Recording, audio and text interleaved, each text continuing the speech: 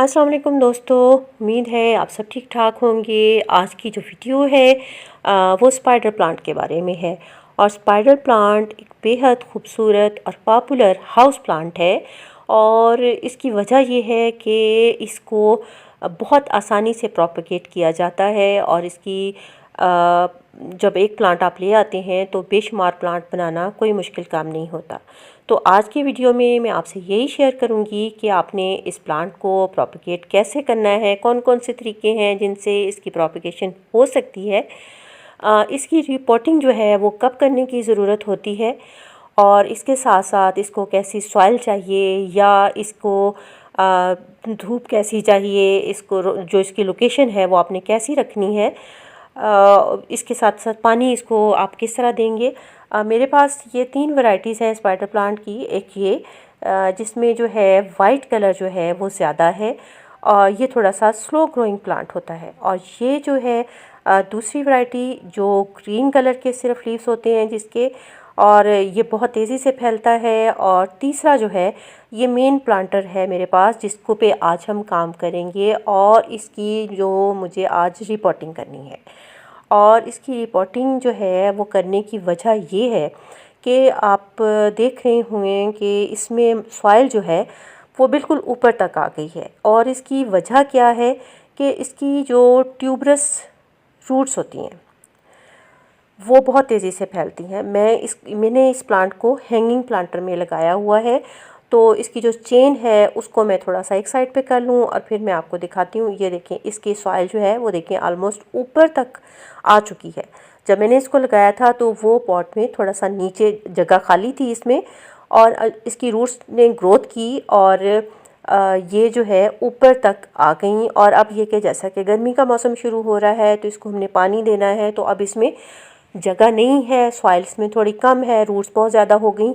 तो इसको जो है अब हम रिपोर्ट करेंगे। इसको रिपोर्ट करने का अब टाइम है कि जब इसमें आपको ऊपर पानी डालने की जगह नहीं मिल रही, आपकी रूट्स जो हैं वो ऊपर तक आ गई हैं, तो अब हम इसको बदलेंगे। अब ये देखें कि ये कितनी आसानी से निकल रहा है। और इसकी वजह ये है कि वो इसकी जो सॉइल है वो मैंने बालू मिट्टी ली है, उसमें मैंने कोकोपीट ऐड किया है, काऊ डंग उसमें ऐड है, और ये मैंने इसमें ग्रो किया है। और बहुत आसानी से इसके अंदर से ये निकल आया है। अब ये देखें आप, इसकी रूट्स जो हैं वो इसमें कितने अच्छे से मतलब बहुत फैल गई हैं। और इसको अब ज़रूरत है कि हम इसे नीचे से कट करें, क्योंकि हमने इसमें मिट्टी जो है वो और ऐड करनी है। तो इसको हम मेरे पास ये छुरी है, इसकी मदद से मैं इसको कट करूँगी और नीचे से तकरीबन हाफ़ पोर्शन जो है मैं इसका अलहदा कर दूँगी। और घबराने की ज़रूरत नहीं है, इससे आपके प्लांट को कोई नुकसान नहीं पहुंचता, क्योंकि ये इसकी रूट्स हैं और बेशुमार रूट्स हैं। कुछ रूट्स उसमें जो कट जाएंगी तो न्यू रूट्स इसको जो है बनाने का मौका मिलेगा और इसकी ग्रोथ जो है वो अच्छे से शुरू होगी। ये पोर्शन ये बच गया। और अब इसमें से जो है ना साइड से हम कुछ थोड़ी मिट्टी जो है निकाल देंगे और इसको दूसरे पॉट में लगा देंगे। इसको हम डिवाइड करके 2, 3 या 4 हिस्सों में भी कर सकते हैं इसकी प्रोपेगेशन। इसको ज़्यादा प्लांट भी बना सकते हैं, या इसमें से जो न्यू ग्रोथ बनी हुई होती है उसमें से कोई आप 1-2 बेबीज़ जो हैं वो निकाल सकते हैं, क्योंकि एक तो इसके रनर्स के साथ बेबीज़ होते हैं। ये देखें, ये वाला एक छोटा सा जो प्लांट है साइड से निकल रहा है, इसको हम अलहदा करेंगे। और ये 2 प्लांट हैं, कंप्लीट तैयार प्लांट जिसमें लीव्स हैं, जिसमें रूट्स हैं, इसको हमने निकाला है। और निकाल के अब इसको हम अलहदा से ग्रो कर लेंगे किसी दूसरे, आप चाहें तो हैंगिंग प्लांटर में लगा लिया जाए या सॉइल में लगाया जाए, और इसको हम न्यू प्लांट बना लेंगे। इसके बेहद खूबसूरत रनर्स आते हैं जिनके एंड में ये छोटे छोटे से बेबीज़ होते हैं। और ये भी तैयार प्लांट है जिसमें रूट्स भी अच्छे से डेवलप हैं और इसके साथ साथ इसमें लीफ भी बने हुए हैं। इसको हम अलहदा करेंगे मदर प्लांट से और इसको डायरेक्ट हम सॉइल में लगा देंगे। सॉइल, कोकोपीट, बालू मिट्टी और काऊ डंग वो उसमें ऐड है और इसको हम लगा लेंगे। हैंगिंग प्लांटर में अगर आप ग्रो करें तो उसमें अगर आप कोकोपीट ऐड कर लें तो बहुत अच्छा रहेगा, क्योंकि उसकी वजह से वेट ज़्यादा नहीं होता और प्लांट में नमी भी मौजूद रहती है। क्योंकि जब आपने हैंग किया हुआ होता है प्लांट तो उसमें पानी डालने में भी थोड़ा सा प्रॉब्लम हो जाती है। ये देखें, ये एक कंप्लीट प्लांट जो है तैयार हो गया। चाहे तो इसको हम सॉइल में लगा लें, चाहे इसको हम पानी में रखें और किसी प्लांटर में अंदर अपने इंडोर जो है इसको डेकोरेट कर लें।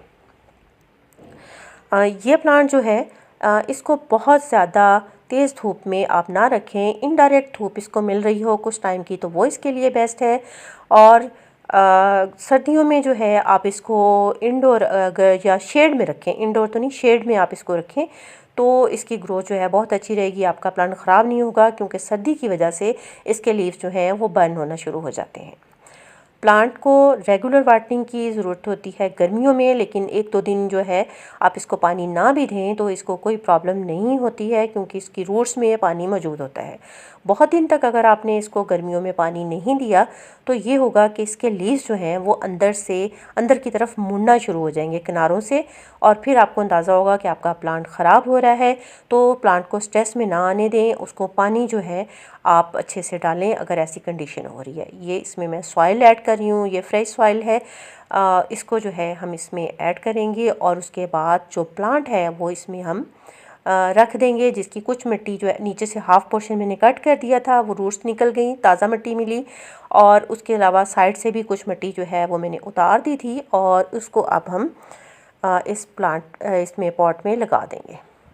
सर्दियों का जो मौसम है उसमें आपने कोशिश करनी है कि वैसे तो अब सर्दियाँ गुज़र गई हैं, लेकिन सर्दियों में जो है इसको रेगुलर वाटरिंग की ज़रूरत नहीं होती है, और गर्मियों में आप इसको रोज़ाना आप इसको पानी दें। 1-2 दिन आप इसको अवॉइड कर सकते हैं कि पानी नहीं दिया, लेकिन इसको पानी की ज़रूरत होगी, क्योंकि इसकी रूट्स में जो पानी है वो ये इस्तेमाल करता है, लेकिन ज़्यादा आप इसको इस चीज़ का मौका ना दें कि ये अपनी रूट्स का पानी सारा ख़त्म कर ले और प्लांट आपका खुश्क ना हो।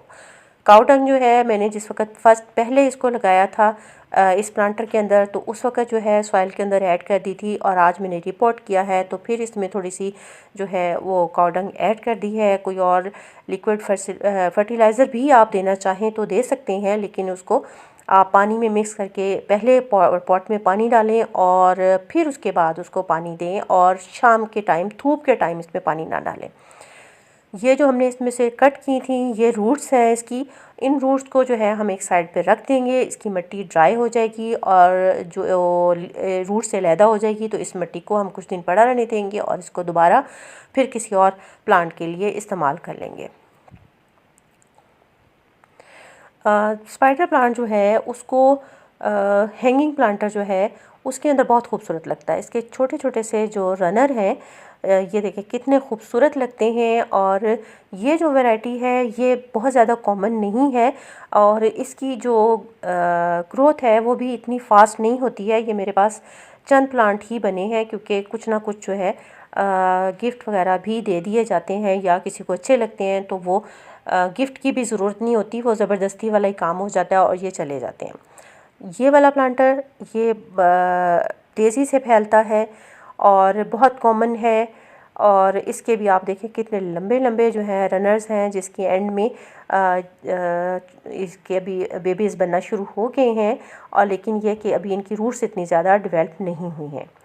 और इसमें सफ़ेद रंग के बहुत छोटे छोटे से फूल भी लगते हैं जो बेहद खूबसूरत लगते हैं, और वो जब फूल बन जाते हैं तो उसके बाद वो ड्राई होके उसके अंदर जो है सीड्स बनने का प्रोसेस भी शुरू हो जाता है।